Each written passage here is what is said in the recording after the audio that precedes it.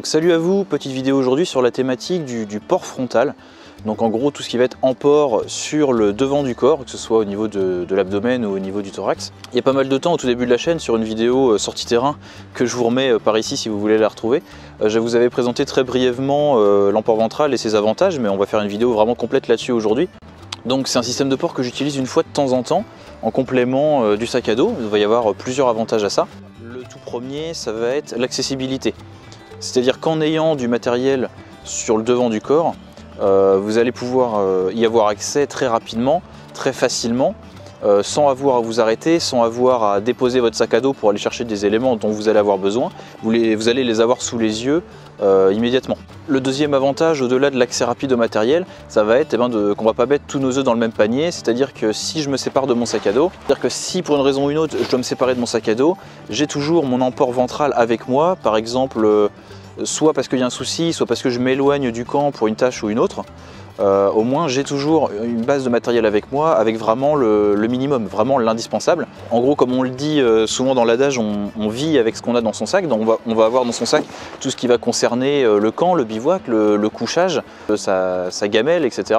Mais on va avoir les éléments les plus importants avec nous si on est obligé de se séparer de notre sac. Donc par exemple, ça va être, selon la situation, ça va être nos papiers, ça va être le kit feu, ça va être de quoi communiquer, ça va être de quoi se repérer, tout ce qui est en rapport avec l'orientation, les cartes, les boussoles, les petits outils qui vont nous être utiles régulièrement et des petits éléments qu'on n'a pas envie de perdre, donc par exemple nos couteaux, par exemple l'éclairage, les lampes frontales, etc. Tout le petit matériel qu'on n'a pas envie de perdre et qu'on n'a pas envie de mettre dans le sac à dos, on a envie de dissocier les deux, on va pouvoir comme ça les avoir en port frontal. Le troisième avantage, ça peut être aussi un petit peu de s'équilibrer, c'est-à-dire plutôt que d'avoir un très gros sac à dos avec beaucoup de matériel, avec beaucoup de poids et en gros avoir le gros du poids vers l'arrière, eh bien on va pouvoir comme ça ramener une partie du poids vers l'avant, pas forcément avec ce type de pochette, mais avec des éléments pourquoi pas un petit peu plus grands, dans lesquels on va pouvoir avoir quelques éléments et donc ramener un petit peu de poids vers l'avant. Ça peut être des éléments lourds comme des armes, des munitions, de l'eau, les couteaux, certains outils, tout ça c'est du poids. L'éclairage, les radios, enfin voilà, pas mal de choses qui peuvent faire du poids dans le sac à dos, et en les ramenant vers l'avant, eh bien on s'équilibre un petit peu mieux et c'est beaucoup plus confortable et on sent moins son sac à dos à la fin de la journée. Le quatrième avantage au port ventral, ça va être comme par exemple ici en saison hivernale, en saison froide, et ben ça nous fait quand même mine de rien une bonne couche thermique au niveau du ventre ou au niveau du buste, et bon ça fait toujours une couche thermique supplémentaire pour gagner quelques degrés et donc être la journée au chaud. Au moins comme ça avec le sac on a le dos au chaud et avec le sac de ventre, le ventre au chaud. Donc après bien sûr selon l'activité, selon l'usage, selon la pratique, selon les besoins en matériel, selon les besoins en volume, selon les besoins en discrétion, il y a énormément de systèmes qui existent pour pouvoir avoir du matériel sur le devant de soi, donc j'en ai plusieurs à vous présenter aujourd'hui. On va voir ça. Donc on va déjà commencer par le port ventral, donc au niveau du ventre. Donc celui que vous voyez déjà depuis tout à l'heure et le système que j'ai depuis peut-être le plus longtemps, que je vous avais présenté donc il y a quelques temps, c'est tout simplement les bananes comme ça type chasse et pêche. L'avantage c'est qu'on a quelque chose de vraiment simple, d'assez bon marché, dans des couleurs discrètes, avec voilà, plusieurs poches. Là on est sur l'ancien modèle, étant donné que le modèle actuel a maintenant des bandes molly en plus sur les côtés pour pouvoir éventuellement rajouter des pochettes. Donc des passants molly, c'est toujours une très bonne idée. Donc là on a vraiment quelque chose de simple et de pratique. On a des poches relativement grandes pour pouvoir avoir du matériel éventuellement assez volumineux, même si besoin de l'armement par exemple. Là on est sur un volume annoncé comme étant du 8 litres, mais je pense qu'on est plus proche des 5 litres hein, pour être raisonnable. Donc ça fait déjà 5 litres de matériel à avoir devant soi et directement sous la main. Et donc ça pour le coup c'est parfaitement adapté à la randonnée ou au bushcraft, étant donné la destination première des produits, initialement pour la chasse et la pêche, donc des activités outdoor dans lesquelles on veut quand même une certaine discrétion et du matériel pratique et résistant. Alors ensuite système beaucoup plus lourd, tout ce qui va être en gros chest rig, gilet d'assaut, gilet de combat, appelez ça comme vous voulez, en gros des choses beaucoup plus militarisées. Donc là en l'occurrence c'est un chest rig Ares, il y a aussi les chest rig Miltech qui ressemblent mais qui sont d'une qualité inférieure, ou même par exemple du surplus militaire avec des chest rigs chinois ou russes, c'est toujours un petit peu le même principe, des bretelles, une attache dans le dos et un grand panneau qui porte plusieurs grandes poches. Initialement c'est prévu pour être des porte-chargeurs, là chacune de ces poches est quand même très volumineuse, on est censé pouvoir avoir jusqu'à 4 chargeurs de FAMAS ou de M4 à l'intérieur. Une grande poche administrative derrière. Hop. Des grandes poches utilitaires sur les côtés. Donc là on a vraiment un emport maximum pour avoir énormément de matériel devant nous. Un petit peu le même principe qu'avoir tout simplement une veste à poche avec énormément de poches sur nous.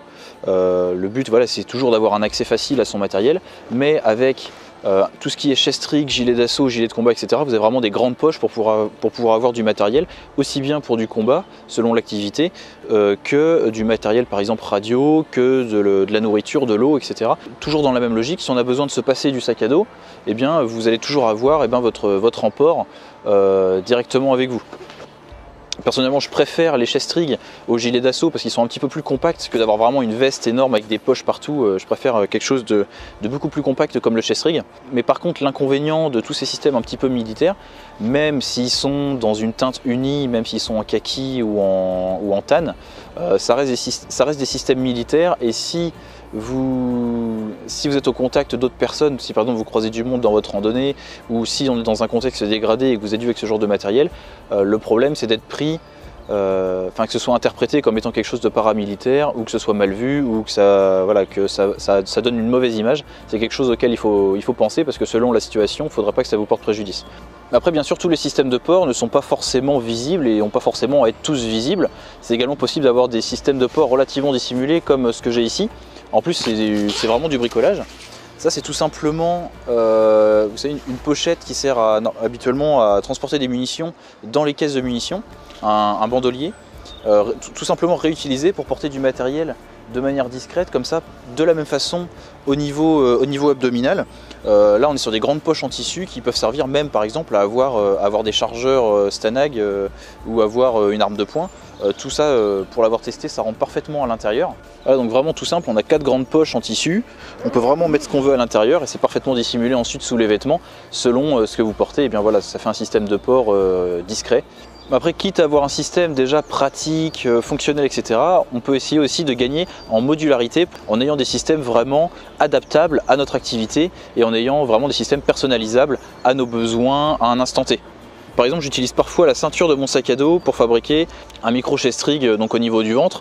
À la base, c'est une ceinture tactique qui sert aussi normalement de ceinture pour le tir. Il y a plein de passants mollis et on va ensuite pouvoir installer ce qu'on veut dessus. Je vous montre ça. Voilà, donc tout simplement cette ceinture tactique, à la base, normalement à utiliser pour avoir du matériel. Au niveau de la ceinture, en montant sur les passants mollis, eh bien, les poches dont on va avoir besoin, normalement sous les vêtements, ou voilà, pour faire du tir de combat. Il m'est arrivé de l'utiliser donc comme micro chest rig, donc dans ce sens-là, pour ensuite utiliser tous les panneaux molles pour monter divers équipements. C'est vrai qu'autrefois on utilisait pas mal le brelage avant l'apparition, avant l'arrivée des gilets d'assaut, etc. Donc c'était tout simplement ceinturon, bretelles et on montait ensuite sur le ceinturon les pochettes dont on avait besoin. Là c'est un petit peu le même système que j'utilise avec cette ceinture tactique mais avec un port frontal. Et donc dessus je vais pouvoir monter en molly les systèmes dont j'ai besoin, donc que ce soit des porte-chargeurs de fusil d'assaut, des porte-chargeurs de PA, des dump pouch, des porte-tubes, trousses de soins, des trousses utilitaires, des poches radio, etc., etc. On va vraiment pouvoir monter ce qu'on veut en fonction du besoin. Et si par exemple vous êtes en randonnée, vous n'êtes pas en condition de combat, c'est pas du tout pour avoir du matériel de tir, et on va pouvoir monter des petites poches utilitaires, trousses de soins, pourquoi pas des poches pour récupérer des plantes ou transporter divers éléments, voilà. Vous faites vraiment ce que vous voulez et c'est l'avantage de la modularité. Là où les systèmes vus précédemment à poche simple ne sont pas du tout modulables, vous êtes dépendant de ce qui a été cousu à la base et du système de base, déjà imaginé pour vous. Ce qui m'amène donc au dernier système. Cette fois-ci on passe sur du port thoracique, donc ce qui permet d'avoir de l'espace de libre à ce niveau-là pour divers équipements, ou même la bretelle du sac à dos, voilà, pareil comme tout ce qu'on a vu précédemment, d'autres pochettes, des porte-chargeurs, un chest rig, etc. Donc là c'est un chest pack, il s'agit du Mamser de chez Exattack. C'est vraiment quelque chose de novateur, parce que là c'est vraiment quelque chose qui rassemble plein de bonnes idées. C'est vraiment compliqué de faire quelque chose de plus compact que ça, de plus simple que ça, de plus minimaliste que ça, de plus modulable que ça, de plus polyvalent que ça. Tout simplement parce que ce petit chest pack, donc le MAMCR, je vais vous montrer plus en détail, ce petit chest pack donc est extrêmement modulable et vous allez vraiment pouvoir en faire ce que vous voulez. Donc je vous parle juste déjà du système de port. Là je suis sur l'utilisation de sangles donc avec un port en X. Il est aussi possible de faire un port droit en H ou de monter le harnais lourd pour avoir éventuellement plus de matériel sur les bretelles, ou si vous avez du matériel qui a besoin d'être bien stabilisé ou du système un petit peu plus lourd comme par exemple de l'armement. Donc pourquoi modulable? Je vais vous montrer juste la pochette en détail. Vous voyez donc que tout se monte en fastex. Donc le système de base c'est cette pochette là. Vous voyez normalement c'est prévu pour être monté au niveau du thorax, pour avoir directement sous la main tout ce qu'il vous faut en fonction de l'activité, mais c'est également possible de la monter sur un sac, à la ceinture, enfin vous la mettez vraiment où vous voulez. Pourquoi modulable?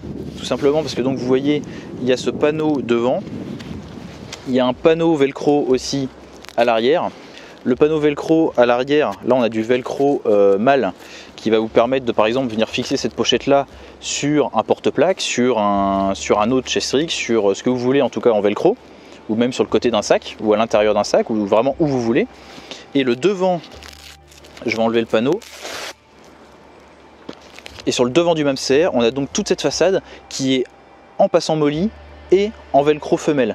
Donc de la même façon, vous allez pouvoir venir monter tout ce que vous voulez, comme accessoires, comme pochette, des patchs si vous voulez. Enfin, vous pouvez vraiment faire tout ce que vous voulez sur le devant. À l'intérieur, on a deux poches, la plus grande devant, la poche utilitaire, et à l'arrière une poche plus fine, forme à velcro aussi, la poche administrative. Mais si vous voulez, vous pouvez encore le personnaliser, encore l'adapter à vos besoins et à vos envies. Donc même la fermeture éclair elle-même est montée sur velcro, et si vous voulez, vous pouvez choisir de fermer par fermeture éclair la poche avant, la poche arrière, ou même aucune des deux, et tout utiliser par velcro. On va peut-être pas forcément bien voir, mais à l'intérieur c'est recouvert de velcro si vous voulez encore fixer les divers éléments. Et donc à l'avant, vous allez pouvoir venir fixer en velcro ou en molly, soit des accessoires disponibles chez Exatac, soit des accessoires que vous avez déjà, étant donné que c'est ultra modulable et ultra compatible avec toutes les plateformes. En l'occurrence, ça va être des petits passants comme ça.